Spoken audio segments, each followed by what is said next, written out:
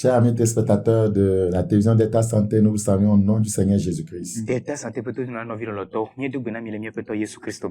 Nous sommes les messages des derniers temps, un ministère interdénominationnel, dans le but de réveiller la sainteté qui dort au sein des assemblées chrétiennes et de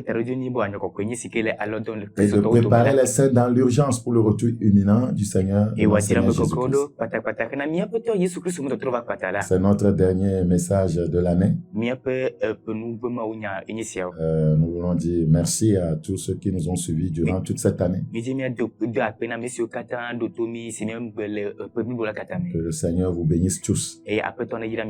Nous voulons dire merci à tous ceux qui nous ont aidés d'une manière ou d'une autre à pouvoir tenir financièrement.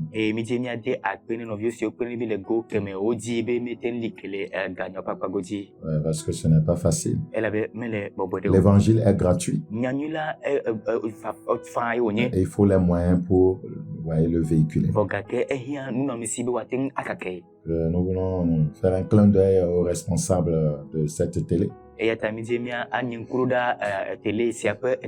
Dieu les bénisse et que Dieu leur accorde de meilleurs jours. Soyez bénis tous. Nous allons prier et terminer avec cette série d'enseignements. Lève-toi, sors du système de ce monde.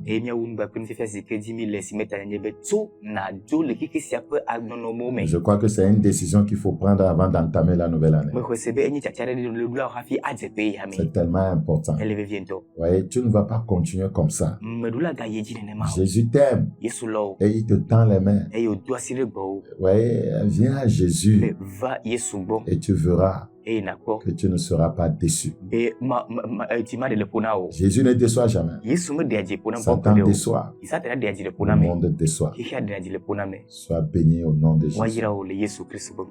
Prions maintenant. Père Saint, nous voulons te dire merci pour tout ce que tu a fait pour nous au cours de cette année. La grâce, la santé, le privilège de passer sur cette antenne. Merci pour la parole que tu nous as toujours donnée. Merci pour l'inspiration du Saint-Esprit. Sois béni en toutes choses. Seigneur, nous voulons te recommander ta parole. Prions qu'elle soit esprit et vie et qu'elle rapproche des multitudes de toi. Merci pour cette grâce. Au nom de Jésus-Christ. Amen. Soyez bénis. Encore une fois. Lève-toi, sors du système de ce monde. Nous sommes dans notre texte de base, Ésaïe chapitre 60. Ésaïe chapitre 60, le verset 1-2. Ésaïe chapitre 60, le verset 1-2. Lève-toi, sois éclairé.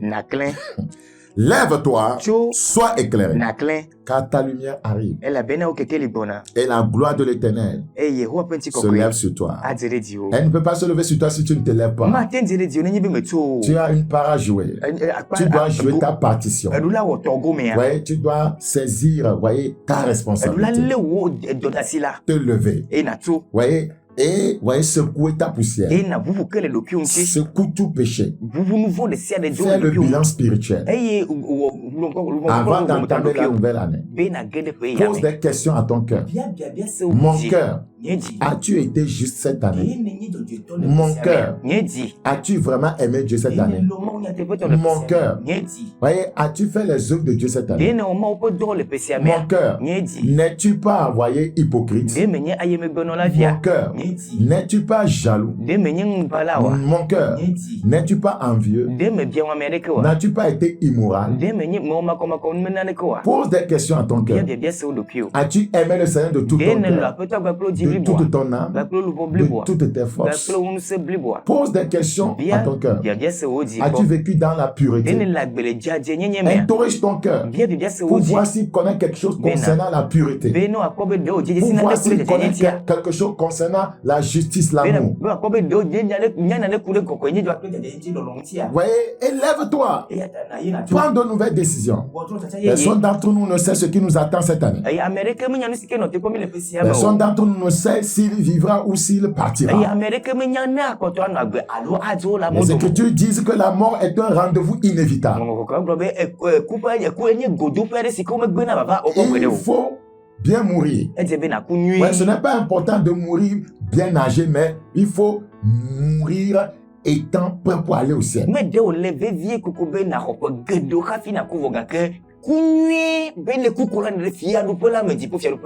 Meurs dans le Seigneur Jésus-Christ.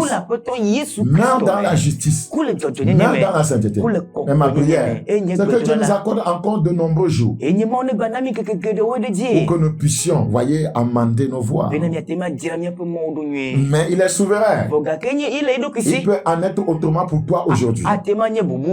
C'est pourquoi il faut être prêt à chaque moment. Lève-toi.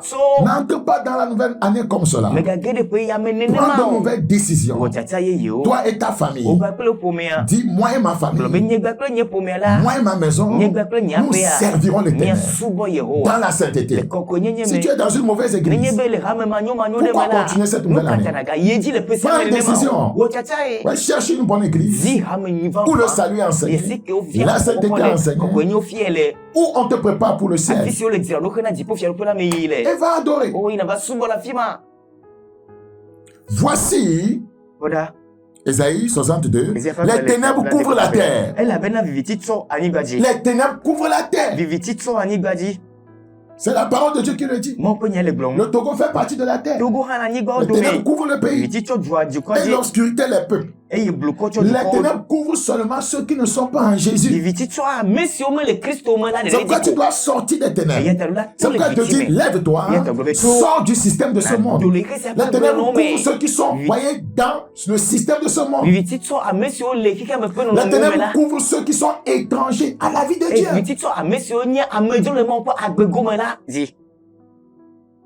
Mais sur toi, l'Éternel se lève. Sur toi, sa gloire apparaît. Si tu sors du système de ce monde, la gloire de Dieu va apparaître sur toi. Il faut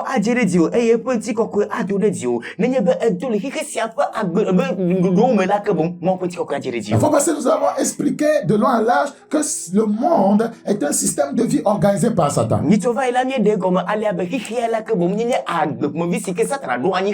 avons vu tout ce qui se trouve dans ce système, dans le système de ce monde.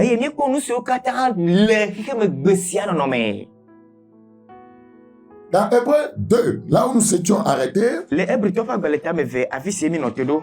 Hébreux, chapitre 2, le verset 1, Hébreux chapitre 2, le verset 1, c'est pourquoi nous devons d'autant plus nous attacher aux choses que nous avons entendues. C'est le secret, voyez, pour ne pas être, voyez, pour ne pas quitter le système de Dieu pour entrer dans le système de ce monde.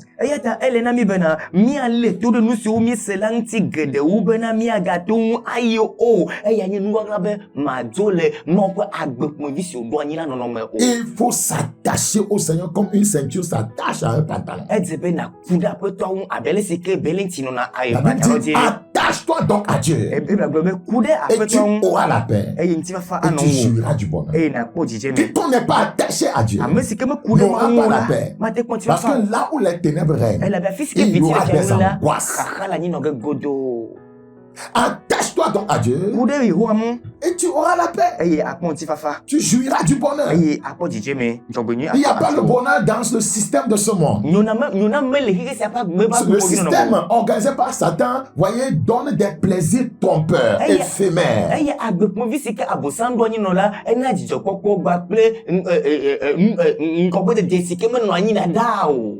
Quand vous entrez dans le système de ce monde, en tant que croyant, vous allez perdre votre vitalité. Vous allez perdre votre vitalité spirituelle. Parce que le système de ce monde va sucer la vie de Dieu en vous. Le système de vie de ce monde va sucer la crainte de Dieu en vous. Le système de vie de ce monde va corrompre votre vie de sainteté et de justice pratique.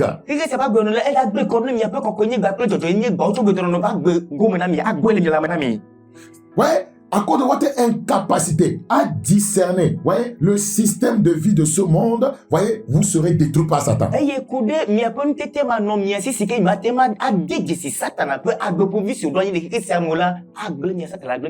Comment savoir qu'on vit lié dans le système de vie de ce monde?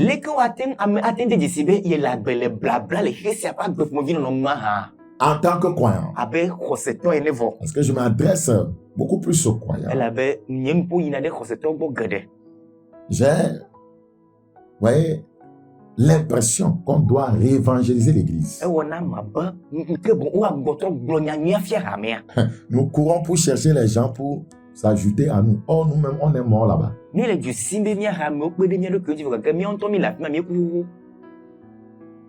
L'église a besoin du ministère, voyez, de résurrection.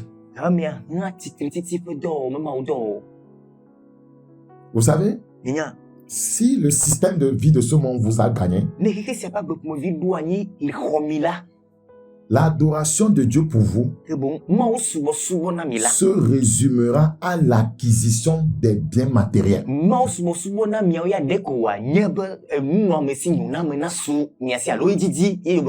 Ça, c'est la première chose. Si le système de vie de ce monde vous a saisi, la vie chrétienne pour vous va se résumer à l'acquisition des biens matériels, à la popularité, à la gloire de ce monde.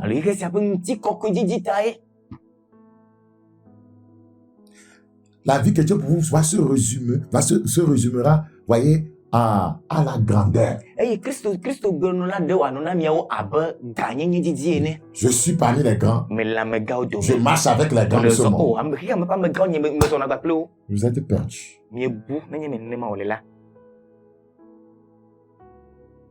Si le système de vie de ce monde vous a saisi,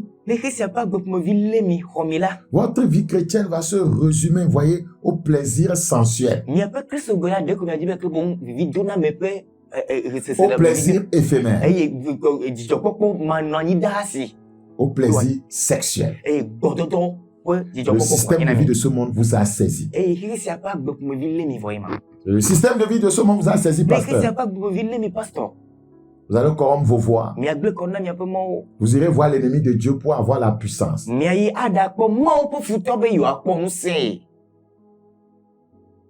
Vous ferez à Sion. Vous allez envoûter des gens pour les amener dans votre assemblée. Regardez dans Psaume 49. Psaume chapitre 49. Psaume chapitre 49. Psaume chapitre 49. Le verset 7. Ils ont confiance en leurs biens. Si Satan vous a saisi, voilà ce qui sera votre mentalité. Ils ont confiance en leurs biens et se glorifient de leur grande richesse. Satan vous a saisi. Tout revient à ça. Les biens, les richesses. Et on va à l'église, c'est pour ça. On va oublier qu'il y a une vie éternelle. La plupart du temps, il y a plusieurs croyants qui nous font croire qu'ils ne savent même pas ce qu'on appelle l'enlèvement. Mais ils sont assis dans des églises dites charismatiques.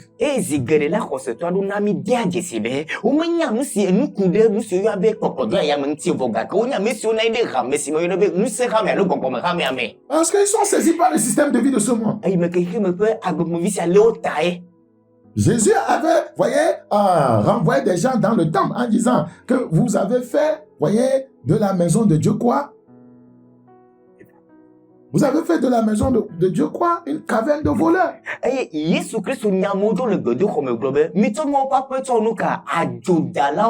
Le système de vie du diable s'était installé dans le temple, dans la maison de Dieu.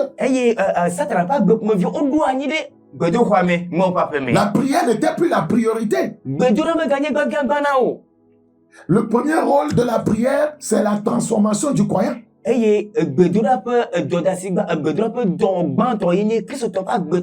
La Bible dit que pendant qu'il était en train de prier, voyez, son habit, son vêtement devint d'une blancheur éclatante. Donc, quand nous prions, nous sommes transformés. Quelqu'un qui n'est pas transformé ne prie pas. Ça veut dire qu'il prie pour l'acquisition des choses de ce monde.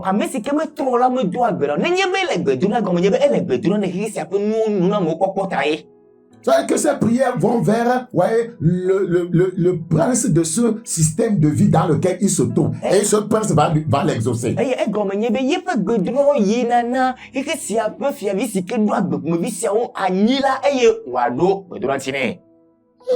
Ils ont confiance en leur bien et se glorifient de leur grande richesse. C'est pourquoi plusieurs soi-disant intellectuels, plusieurs soi-disant riches ne veulent pas de Dieu. Ils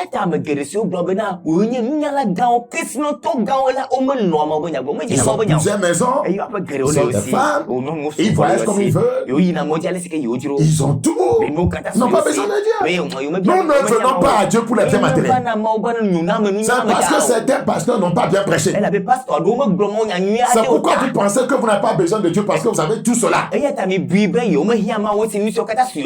avez besoin de Dieu pour être délivré de vos péchés.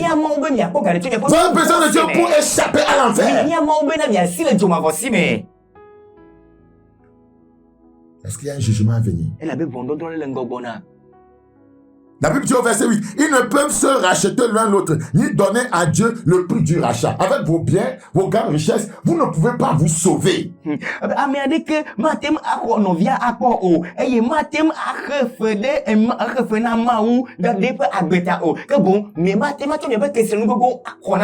verset 8, le rachat de leur âme est cher et n'aura jamais lieu. Pourquoi? Parce qu'ils n'ont pas accepté le Seigneur Jésus-Christ comme leur Seigneur Sauveur personnel. Ils n'ont pas accepté l'œuvre de la croix.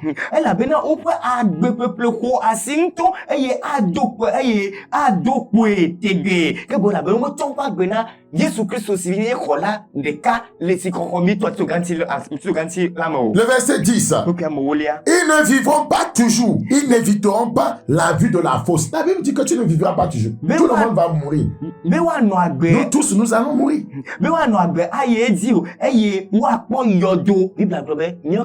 Mais il faut bien mourir. Il faut mourir en Jésus. Il ne faut pas mourir dans une secte. Il faut mourir en Jésus. Il ne faut pas mourir chez un charlatan. Il faut mourir en Jésus. Il ne faut pas mourir en péton de quai. Il ne faut pas mourir en tchamba vaudou. Il ne faut pas mourir en goro vaudou. Il ne faut pas mourir en vaudou yémi yémi. Il faut mourir en Christ. Il ne faut pas mourir dans la sorcellerie. Il ne faut pas mourir dans le mensonge. Il ne faut pas mourir dans l'adultère. Il ne faut pas mourir dans la fornication, la masturbation, le vol. Il ne faut pas mourir dans la polygamie. Il ne faut pas mourir dans l'escroquerie, dans le meurtre. Ne meurs pas dans cette vie.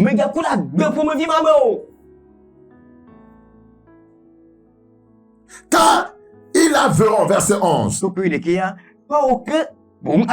Les sages meurent. Tu dis que tu es sage.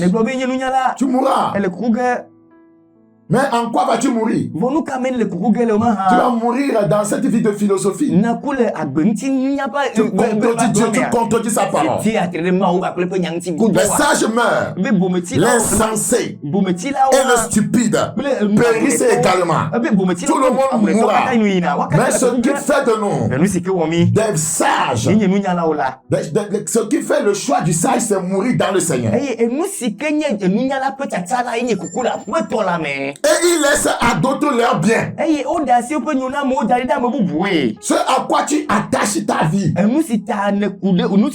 Tu cours après. Tu corromps tes voies pour rejeter le Seigneur. La Bible dit, tu vas mourir, tu vas laisser ça. Tandis que tu seras en train de brûler en enfer comme une paille, quelqu'un sera en train d'en jouir.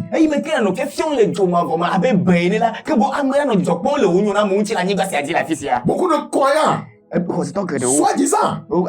Certains d'entre eux, Dieu les a bénis. Mais ils n'investissent pas leur argent dans l'œuvre de Dieu. Ils gardent leur argent dans les comptes bancaires. Bientôt là, ton père sonnera. Les morts en Christ ressusciteront. Et nous, les saints vivants, nous serons ensemble enlevés avec eux à la rencontre du Seigneur dans les airs. Ton argent restera. L'antéchrist viendra prendre ton argent, voyez les banques et organiser, le processus, de 666 là.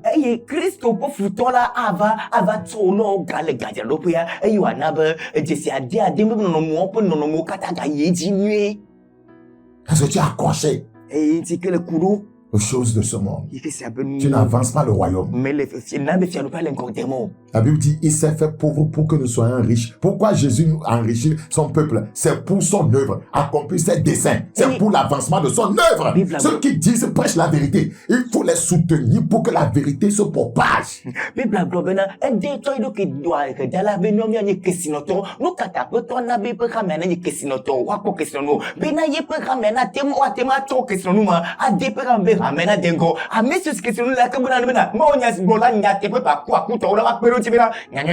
La Bible dit au verset 11.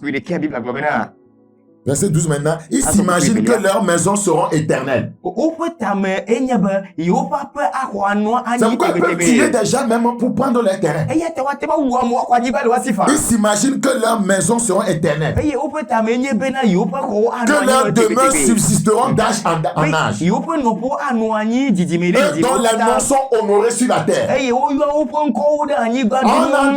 On n'enterre personne avec ses maisons. On n'enterre personne avec ses biens.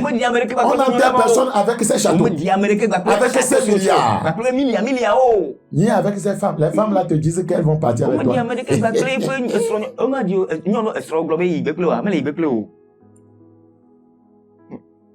Verset 13, verset 14 plutôt. Telle est leur voie, leur folie. Vous voyez, s'attacher au bien matériel, c'est une folie. C'est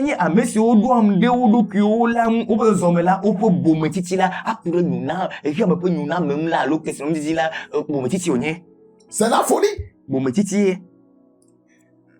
Le Seigneur nous dit de rechercher premièrement le royaume et sa justice. Et les autres choses, il va nous les accorder. Notre priorité n'est pas de courir après les choses de ce monde. Satan va t'avoir. Satan t'aura.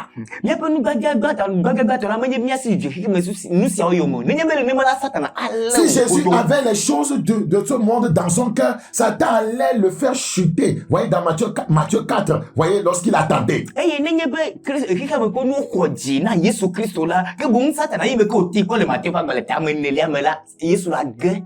Verset 18. Car il n'emporte rien en mourant. Ses trésors ne descendent point après lui.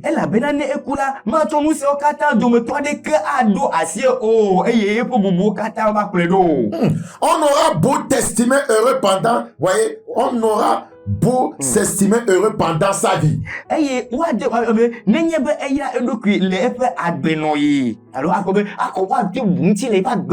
aura beau te louer des jouissances que tu te donnes. Tu iras néanmoins au séjour de tes pères. Regardez le riche homme dans le livre de Lucas. Il menait chaque jour brillante et joyeuse vie.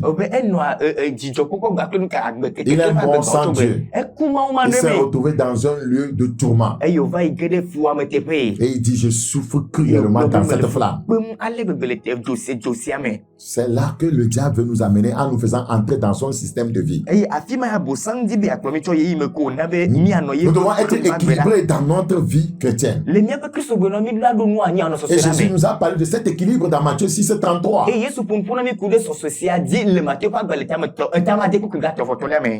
Dans Luc 8, 14. Luc 8, 14. Est-ce que vous vous êtes déjà posé la question de savoir pourquoi beaucoup de croyants, voyez, ne sont pas spirituels, sont malmenés par le péché? Parce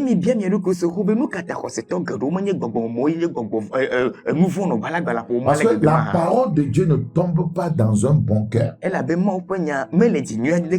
Verset 14. Ce qui est tombé parmi les épines, ce sont ceux qui, ayant entendu la parole, s'en vont et la laissent étouffée par les soucis, les richesses et les plaisirs de la vie. Voilà ce que Satan utilise, voyez, pour détruire votre vitalité spirituelle, votre vie spirituelle.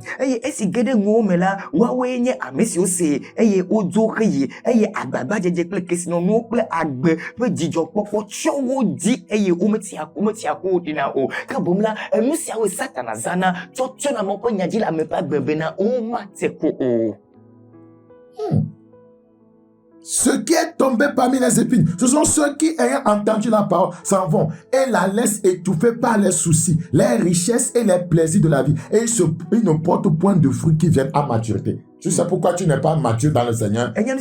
Les soucis, les richesses, les plaisirs de la vie.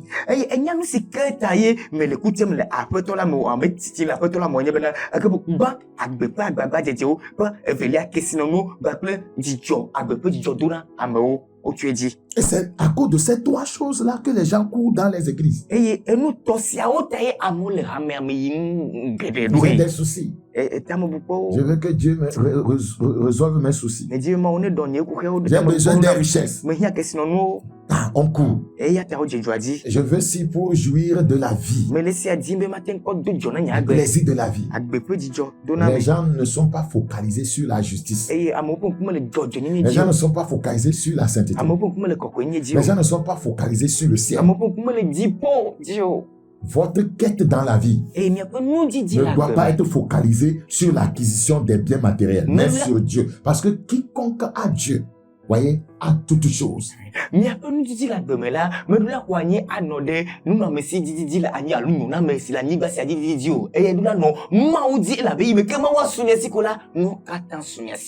Jean 10, 10.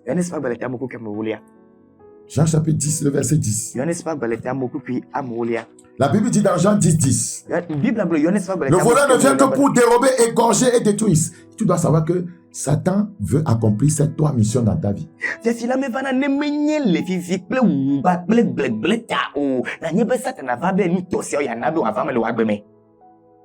Il veut te dérober. Il veut t'égorger. Il veut te détruire. Et comment il parvient-il? Il suffit qu'il te fasse entrer dans son système de vie. Il suffit que tu perdes ta vitalité spirituelle, que tu sois étranger à la vie de Dieu. Il suffit que tu sois lié par les soucis de la vie. Il suffit que tu sois, voyez, enclin à la poursuite des richesses de ce monde. Il suffit que tu recherches ou que tu vives dans les plaisirs, voyez, dans le plaisir pervers de ce monde. C'est fini, Satan t'a eu.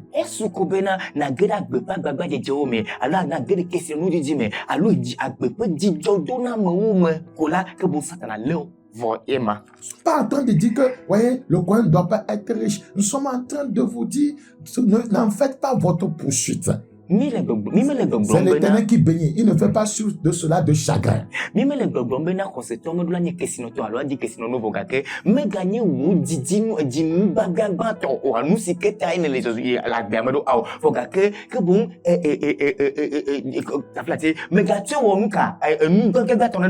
L'amour de l'argent est la racine de tous les maux.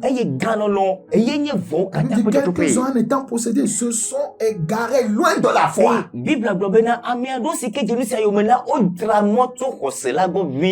C'est pour que tu ne t'égares pas loin de la foi. C'est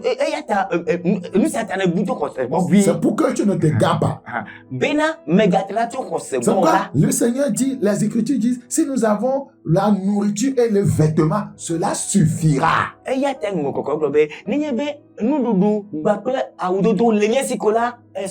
Nous sommes l'église du Seigneur.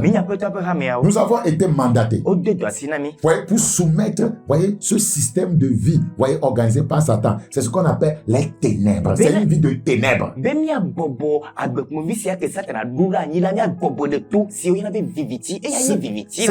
une vie, voyez, contrôlée par par les démons. Regardez dans Matthieu, c'est pourquoi le Seigneur a mandaté son église. Matthieu chapitre 10. Le verset 1. Puis ayant appelé ses 12 disciples, il leur donna le pouvoir de chasser les esprits impurs. C'est-à-dire, voyez, ces esprits qui sont derrière ce système de vie. Qui activent ce système de vie.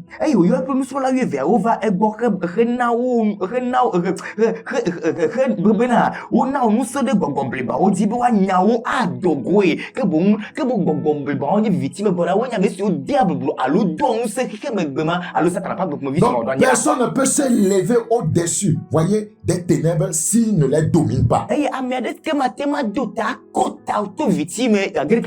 ne peut se lever, voyez, au-dessus du système de vie organisé par Satan s'il n'a pas la puissance de Dieu.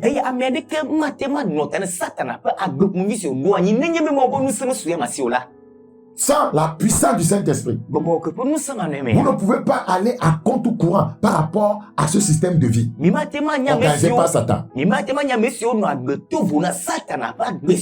Dans un monde comme celui-ci, voyez, soumettre les ténèbres est très important. Et pour soumettre les ténèbres, vous devez entrer en alliance avec le prince de la lumière, Jésus-Christ de Nazareth. Amen.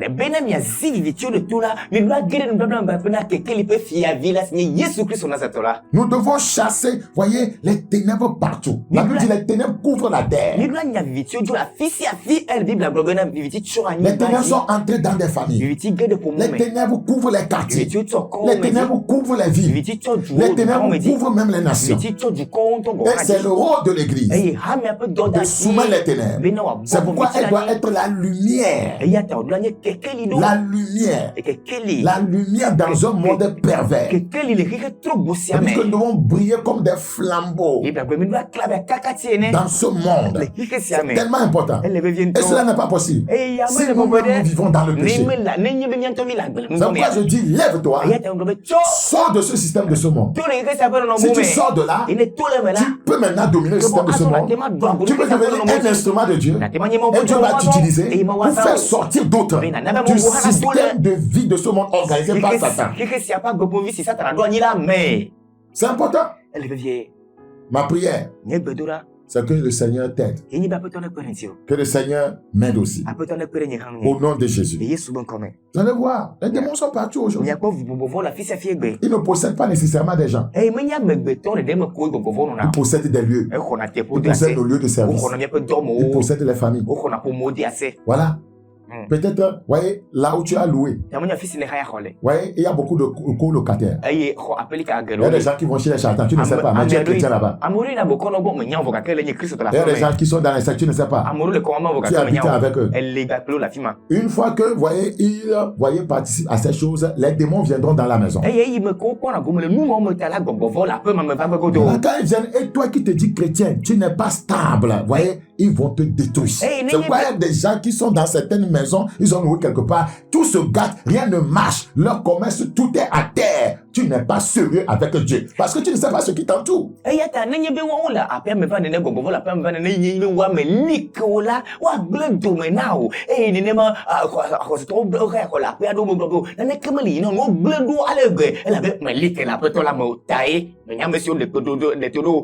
Quand tu sens une résistance quelque part, les ténèbres sont là. Tu sens une résistance dans ton lieu de service. Tu dois prier au nom de Jésus et commander aux ténèbres de se dissiper. C'est pourquoi il faut être la lumière. C'est la lumière qui peut faire dissiper les ténèbres. Tu sens une résistance dans ta famille, une résistance démoniaque, des problèmes compliqués, des circonstances négatives que tu ne comprends pas. En tant que lumière, tu lèves la voix, tu hausses la voix au nom de Jésus. En tant que lumière, j'ordonne maintenant que la lumière jaillisse dans cette famille, dans ce lieu de service, dans cet environnement, dans ce quartier. Voilà ce que Dieu voudrait que nous soyons. Tout quartier où se trouve un croyant, ce quartier devait être spirituellement sécurisé. Parce qu'il est la lumière. C'est la vérité. C'est la vérité. Tu sens qu'entre toi et ta femme, ça ne marche pas. Vous vous entendiez bien avant. Peut-être quelqu'un qui est jaloux de votre relation a envoyé un démon entre vous. Si tu es réellement lumière, tu pries au nom de Jésus. Moi, en tant que lumière, je commande maintenant que cet esprit ténébreux qui s'interpose entre moi et ma femme, quitte maintenant. Voilà ce que nous sommes. Nous ne jouons pas notre rôle.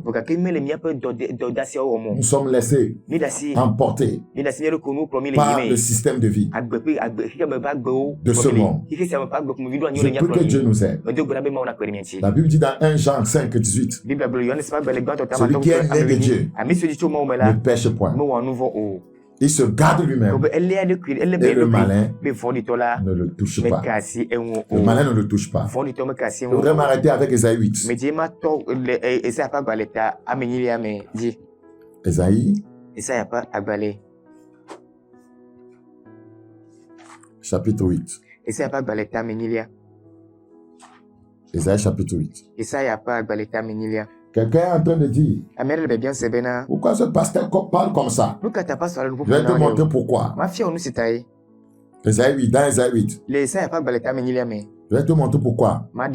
Au verset 20. À la loi et au témoignage, si l'on ne parle pas ainsi, il n'y aura point d'aurore pour le peuple. Si nous ne parlons pas ainsi, il n'y aura pas de lumière pour nous. À la loi et au témoignage, si l'on ne parle pas ainsi, pas dans nos pasteurs, nous ne parlons pas de telle sorte que l'aurore vienne pour le peuple. Il n'y aura point d'aurore pour le peuple. Il sera errant dans le pays. Qu'est-ce que nous enseignons? Les gens continuent à être errants dans le pays. Accablés et affamés. Si nous ne parlons pas ainsi, les gens seront errants dans le pays. Les gens seront accablés dans le pays, affamés dans le pays. Et quand il aura faim, quand le peuple aura faim, la Bible dit, il s'irritera, maudira son roi, maudira son roi et son Dieu. Et tournera les yeux en haut. Puis regardera vers la terre. Et voici, il n'y aura que détresse, obscurité et sombre angoisse. Et il sera repoussé dans des pestes ténèbres. Ça, c'est l'enfer. C'est à l'enseignement, voyez, de la parole qu'il faut revenir. C'est ce que d'autres versions disent, voyez, au niveau de à la loi et au témoignage. C'est à l'enseignement de la parole qu'il faut revenir.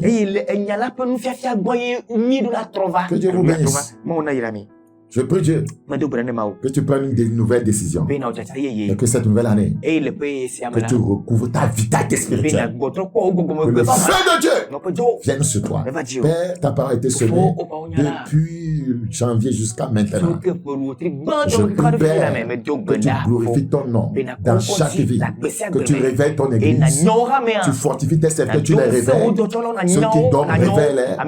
Que tu interviennes dans la nation, tu protèges la nation, tu brises la nation, tu protèges, voyez, les autorités, voyez, que tu les gardes, que tu leur donnes la sagesse de diriger cette nation, afin que l'année qui s'annonce, le peuple de Dieu et tout le peuple entier expérimente tes grâces.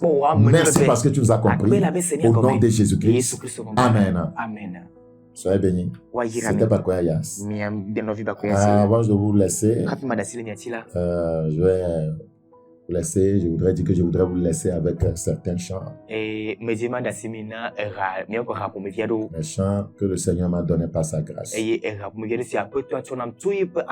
va vous en bercer quelques minutes. Rendez-vous demain samedi.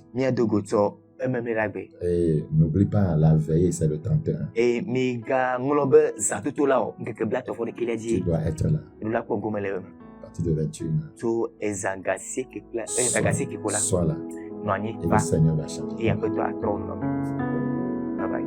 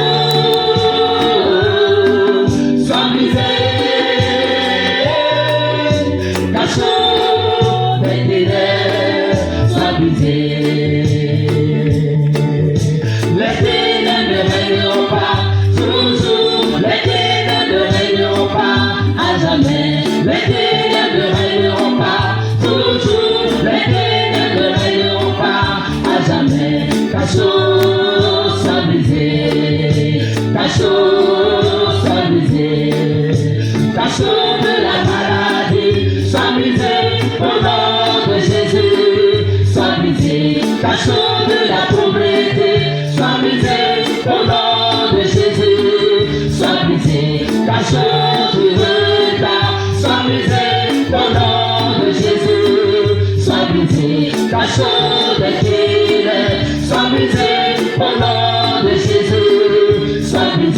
cachot du péché, sans briser au nom de Jésus, sans briser, cachot du célibat, sans briser au nom de Jésus, sans briser, cachot de la mort, sans briser au nom de Jésus, sans briser, cachot du chômage, sans briser au nom de Jésus, sans briser, les ténèbres ne régneront pas, toujours les ténèbres ne régneront pas, à jamais, les ténèbres ne régneront pas, toujours les ténèbres ne régneront pas, à jamais, cachot sans briser, cachot sans briser.